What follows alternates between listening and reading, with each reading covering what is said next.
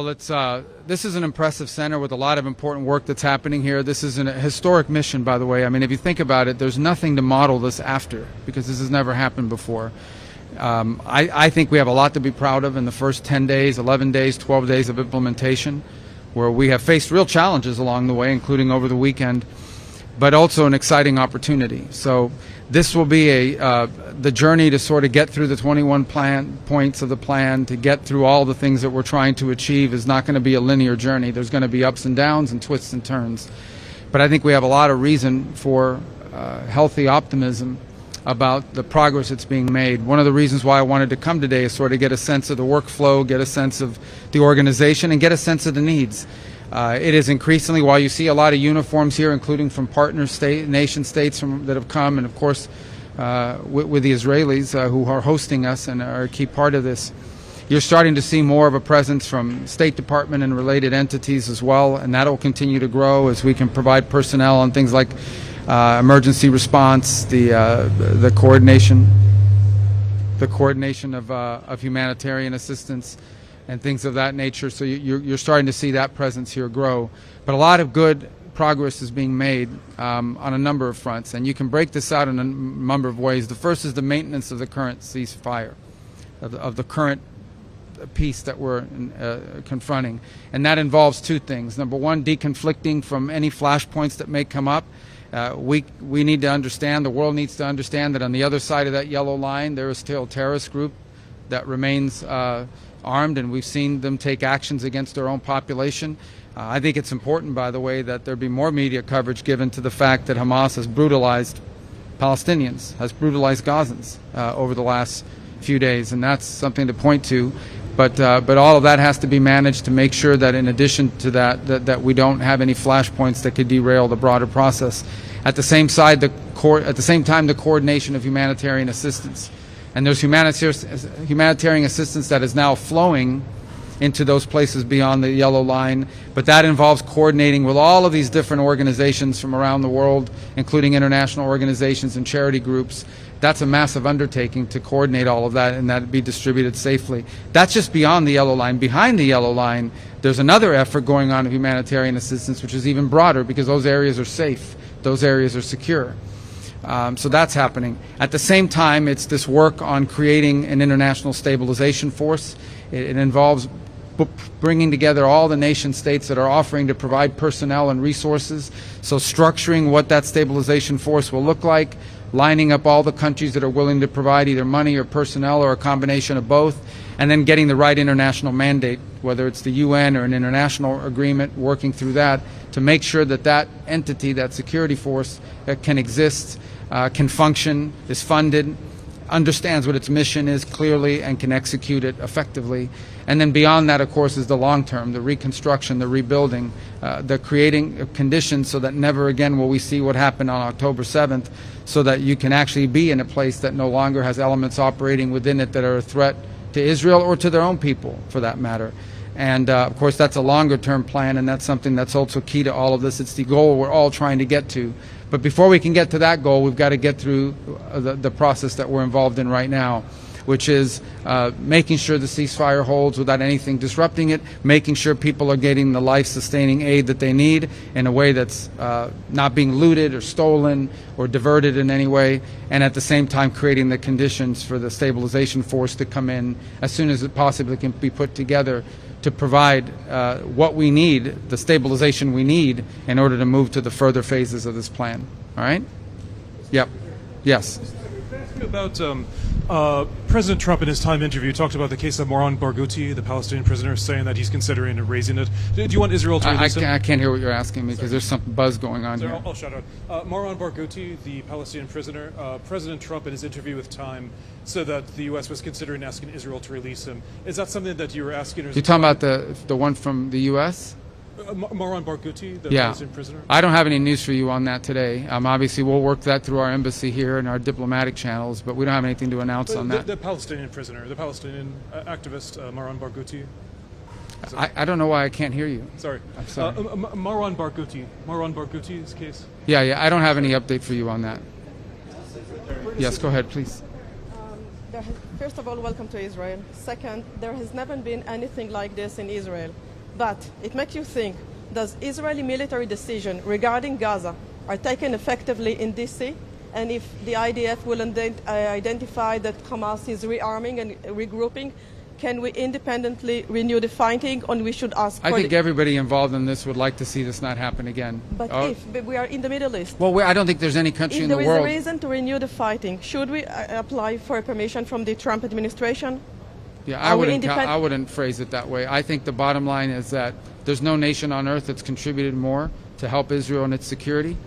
As you know, this is the president that in the 12-day war struck Iran in a way that other presidents were unwilling to do. And that partnership will continue. We're very committed to Israel's security and supporting Israel. We're also very committed, and we think it's in Israel's long-term security, and I think our Israeli partners agree, to be able to have a Gaza that is no longer an operating space for a terrorist organization. That's why this plan calls for the demilitarization of Gaza, and that's what we're committed to. So, but I wouldn't phrase it the way your question asked it. I don't think this has to do anything with permission or anything of that nature. This has to do with basically we're all committed to making this plan work. There is no plan B. This is the best plan. It's the only plan. It's one that we think can succeed. It's one that we believe it's on the way to success. As impossible and unimaginable as it may have been. Remember, a month ago, 6 weeks ago, no one would have thought possible that you were going to get all the hostages out, and I know that we still have the remains of hostages. That has to happen. That's part of this, and we're very committed to making sure that happens. We are not going to stop pushing until all the commitments that were made here are kept. And that includes the demilitarization of Gaza. Now, we're dealing with factors here. We're dealing with miles and miles of kilometers of tunnel networks. We're dealing with 2 decades of terrorist infrastructure. All that has to be confronted.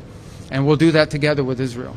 Secretary, yeah. If you could address, following on your mention just now about disarming Hamas, is that something that the ISF force would be engaged in? And if Hamas refuses to disarm voluntarily, is that something that this force would be involved in forcing them to disarm? If Hamas refuses to demilitarize, it'll be a violation of the agreement, and that'll have to be enforced. I'm not going to get into the mechanisms by which it is going to be enforced, but it'll have to be enforced. I mean, this is a deal, and a deal requires conditions to be met. Israel's met their commitments. They're standing at the yellow line, and that is contingent upon the demilitarization. So suffice it to say that we're also hopefully going to create conditions where Hamas won't have people, because there'll be waste. We want to see a Gaza where people can live without Hamas, where they have jobs, where they have prosperity, where they have opportunities. I'm not telling you that's going to be set up next week, okay? That is a long-term project.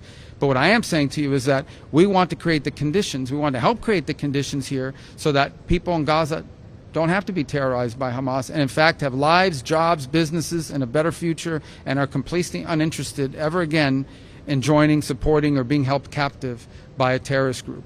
So I think everyone, it's not just the United States, by the way. This is what makes this so unique. It's not just the United States. Understand, over 24 countries signed on to this, including regional powers, regional countries, Arab countries, majority Muslim countries, signed on to the commitment that there would be a demilitarized Gaza, and that there would not be a Hamas with the capability to threaten Israel. That's a commitment not just by the United States. This was signed on by all these countries. We fully expect that everyone will live up to those commitments. From Israeli point of view, thank you, and welcome to Israel, by the way. I think the question from Israelis' point of view is that in the meantime, because everybody wants this plan, no question about that, in the meantime, as you mentioned, every day Hamas is rearming, re-preparing, doesn't give back our dead hostages. So the question is whether in the meantime the U.S. should let Israel to act on the other side of the Gaza Strip. In this way, the ISF future work will also be easier. That's the question. Thank you. Well, right now there's an agreement in place, right? And that requires both sides to live up to their commitments. If what you're describing to me means the deal fell apart. But right now we're not at that stage, and that's what we're trying to prevent. That's why I'm saying to you, we're not going to forget about the hostages. We push every single day, and we'll continue to push until the remains of every single hostage is returned. Work is going on. Even as I speak to you now, that's being pushed on. That's not something we're going to start talking about. We fully expect that Hamas will fully demilitarize. That is the agreement they signed on to. That is the agreement that all of the nation states that joined this effort signed on to, and we expect it to be fulfilled. Now, we're about 8, 10, 12 days into this. And the third point is we don't want to see any threats against Israel coming out of the areas that Hamas is currently still present in. And that won't be tolerated either. So the president's made that very clear, that if Hamas threatens Israel or fails to demilitarize, this will be taken care of. But that is what this whole effort is about, is making sure that all of those commitments are met on both sides. Yes. Behind you, actually, an open source reporting that the U.S. accepted Israel's veto of Turkish forces and the ISF. Is that accurate? And can you provide any detail on that security force, how big it will be, who it will include, or any other? Well, we haven't formed that force yet, so there's still work going on. There's a lot of countries that are offered to do it. Obviously, as you put together this force, it'll have to be people that Israel's comfortable, or countries that Israel's comfortable with as well. Let me just say that I think there are a lot of countries that are expressing interest right now. I'm not going to get into a list of who they are. I'm not going to get into a list of who's offered, who's been vetoed.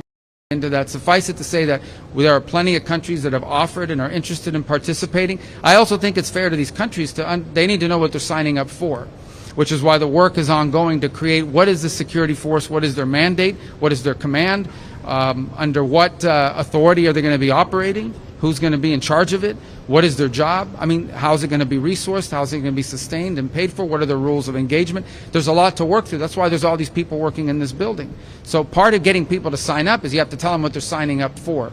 So, but I don't want to get into any who's being vetoed, who's not being allowed. Obviously, you know, every member of this force has to be someone who has capability and willingness, but also someone that everyone's comfortable with, including Israel.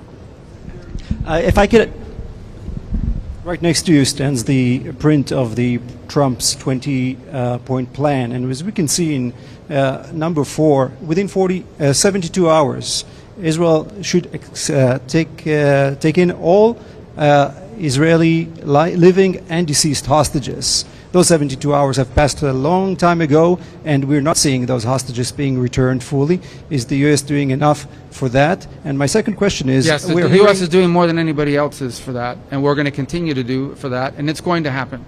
The remains are going to be released. That's going to happen. And my second question is... And if it doesn't, then the deal got broken, but it's going to happen. And the second question is about the technocratic government that would rule Gaza, the Palestinian government. We're hearing from Hamas that they are part of the committee that forms this government. Does that not miss all the point of what we're doing here? Yeah, I think everyone talking about that is getting way ahead of themselves. There's a lot of work to be done here, and there's going to be some impediments along the way and things of this nature that people put out there.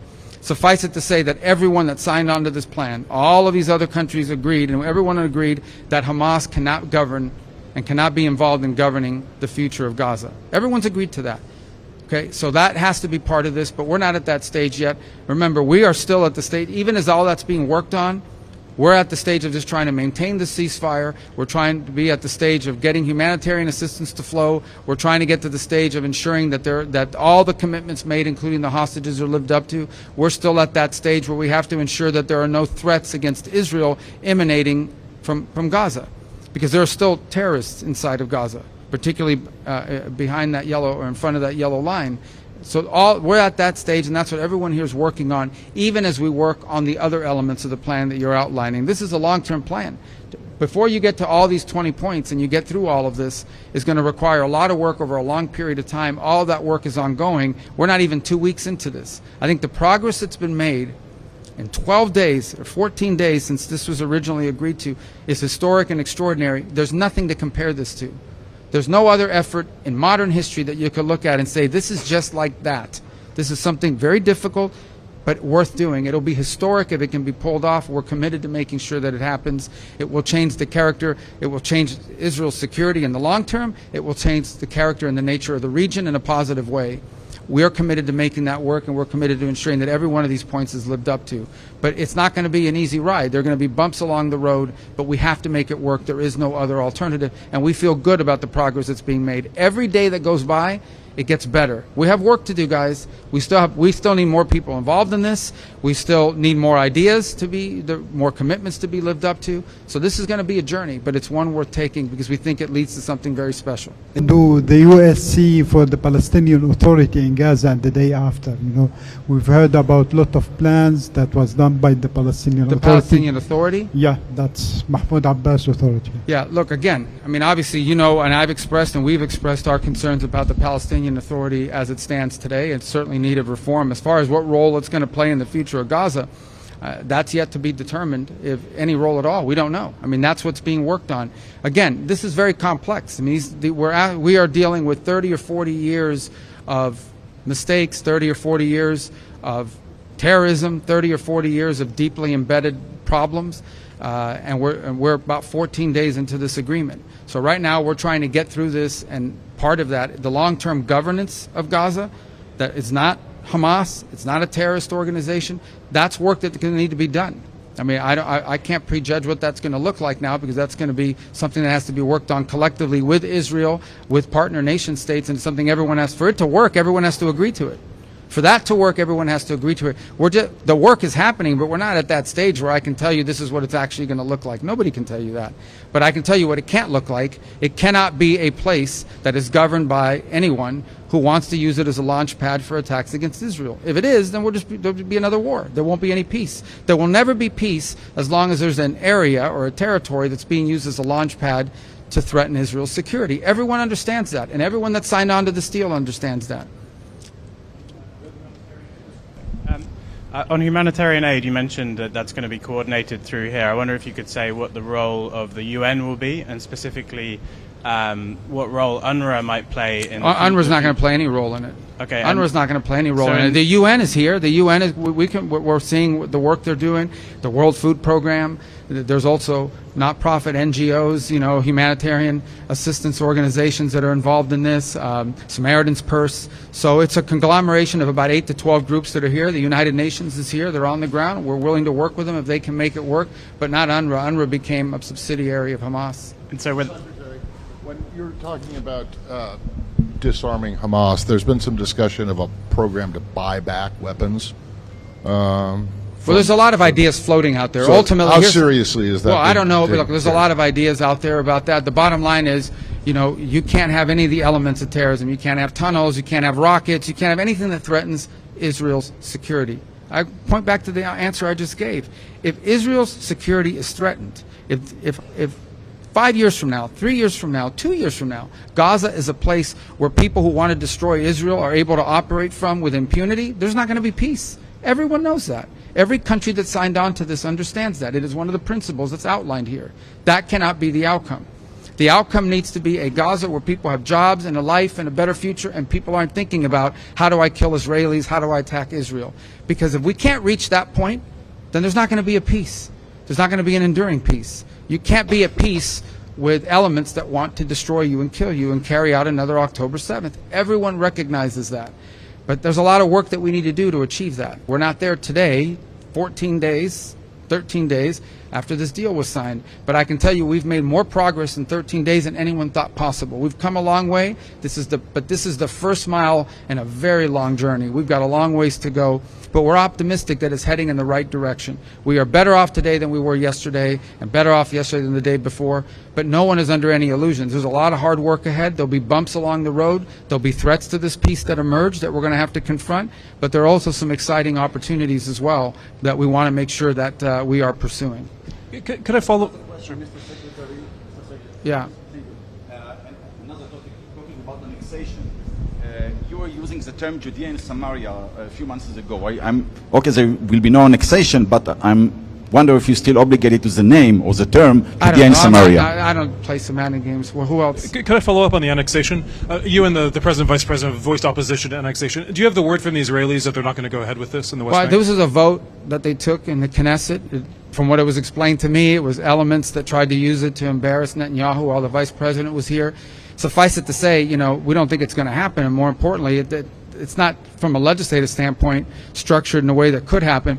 But it would also threaten this whole process. I mean, we understand that, right? I mean, everyone has to understand if something like that were to happen right now, if that were to happen, a lot of the countries that are involved in working on this probably aren't going to want to be involved in this anymore. It's a threat to the peace process, and everybody knows it. But I'm not getting to the middle of Israeli politics. We're focused on peace and security. The what? What could we expect in terms of future normalization deals? After this ceasefire, we heard about Saudi Arabia, we heard about other countries. Is there anything you can tell to the Israeli people about the possible benefits of this deal Well, I coming don't think I forward? need to explain to the people of Israel the benefits of normalization with more countries, especially regional countries, some of whom were on track to do so before October 7th happened, and we were close. So I think you look at the Abraham Accords, we'll be very open about the fact that we'd like to expand it and add more countries to that. And we see this as mutually beneficial. It's not just beneficial for Israel, it's beneficial for these countries. We have a lot of countries that want to join, that have expressed interest in joining and want to join. So I think that would be great, and I think that could be a byproduct of achieving some of this. And well, I'm not going to mention the countries' names because it's up to them to announce it. You know, they're going to say I announce them here, and they're going to then maybe they haven't even talked to their own people about it yet. But I think we know who some of them are, right? We know who some of them are, and we think it will be great. There's some bigger than others, but we'd like to have as many members of the Abraham Accords as possible. That work is going, and I think what we're doing here could help, you know, create the momentum for that to occur. So yeah, I do think the Abraham Accords can grow. I think there's some countries you could probably add right now if we wanted to, but we want to do a big thing about it, and so we're working on it. But believe me, we have a whole unit at the State Department that works on that.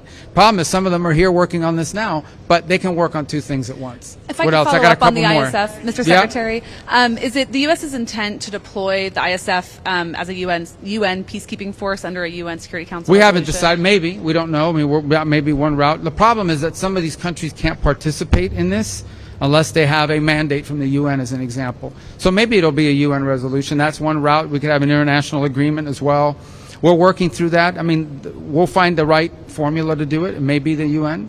We're working on some language on that now that hopefully will be in place. It may be another way to do it, but we will need something because some of these countries, by their own laws, can't participate in these efforts unless they have some sort of international mandate or flag that they're under. All right, I got time for one more. There's been a series of settler attacks against a village full of American citizens in the West Bank called Termasaya.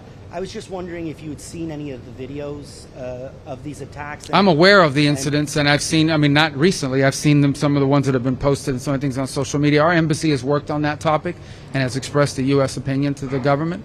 Obviously, the safety and security of Americans anywhere in the world is something that will be important to us. So, and we've expressed our position directly to the Israeli authorities, and our ambassador has spoken on this topic clearly and repeatedly. Okay? Thank you, guys. Thank you,